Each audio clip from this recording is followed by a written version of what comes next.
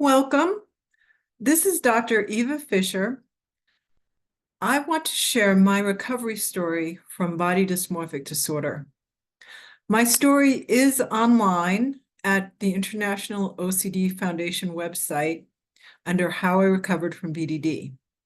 However, I feel the best way to really prove to people that I have recovered from BDD is to share my recovery story in this video. I will probably break this video into different segments so that it doesn't run too long, all at a stretch. But I really wanted to share my story, showing my face and giving my own personal insights along the way. I also want to point out that behind me is my book, The BDD Family, and that is a book that I'm very proud of. I wrote the book based on my dissertation from Colorado State University when I received my PhD in 2016. And the dissertation was titled, Am I Ugly or Do I have BDD?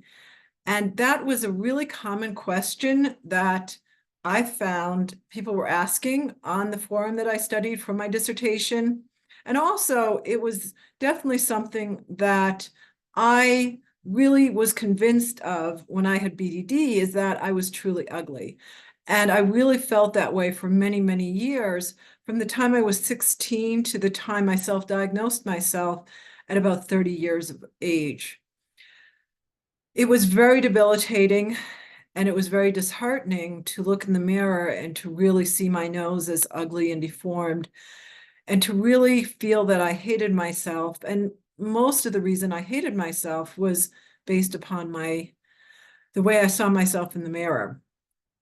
And I was able to self-diagnose myself based on a magazine article, and I will talk about that more in my recovery story.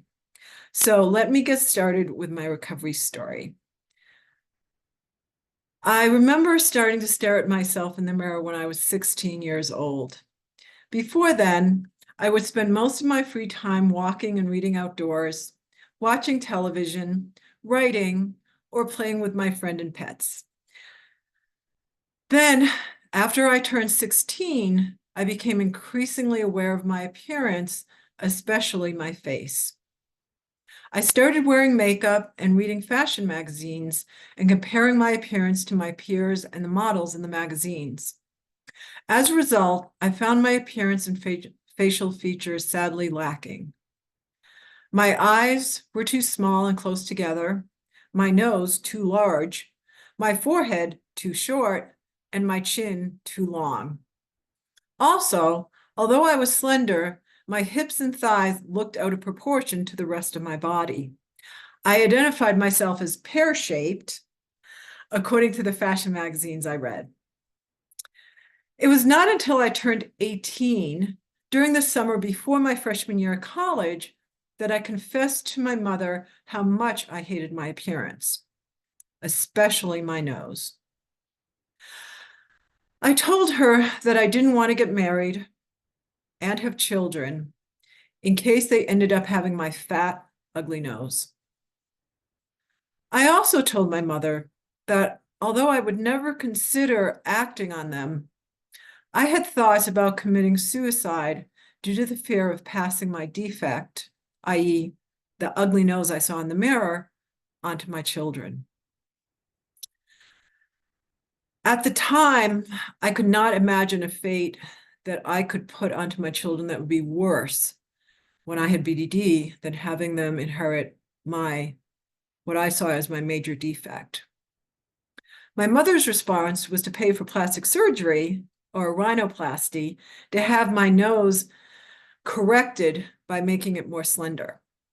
After the surgery, I was horrified by the facial swelling and black eyes. And my mother had to cover every mirror in the house while my nose healed. I honestly couldn't bear looking at myself in the mirror. I was just horrified.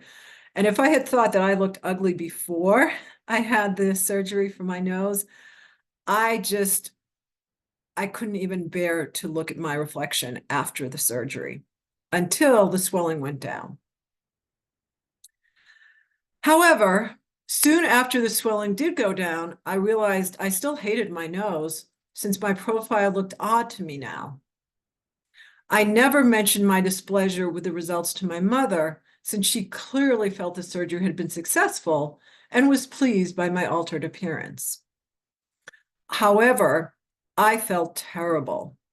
I still hated my appearance, and now I felt guilty that the surgery had not helped to make me feel any better.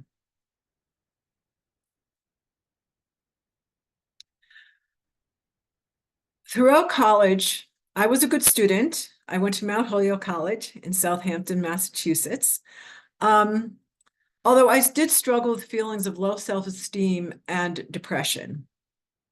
My grades enabled me to graduate cum laude since I received mostly A's and B's, though being a perfectionist, I would have preferred summa or magna.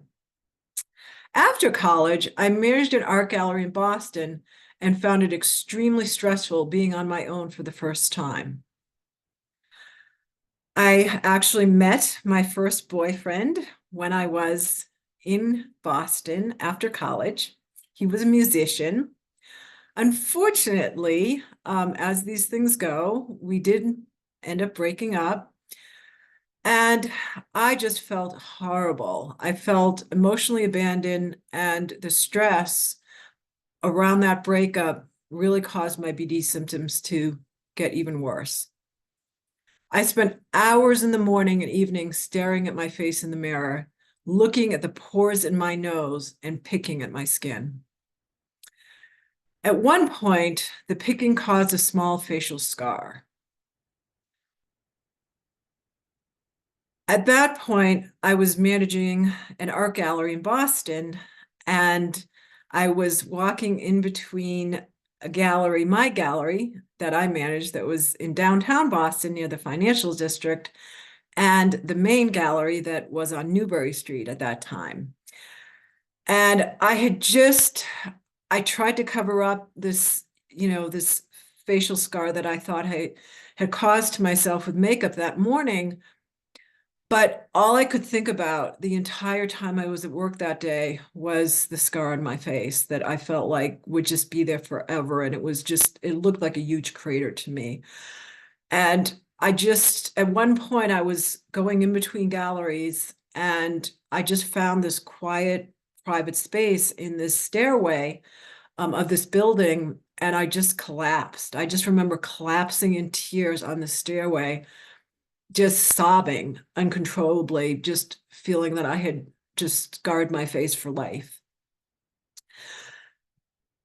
And I want to leave it there, and I will continue with my recovery story for when I moved away from Boston when I turned 30. Thank you.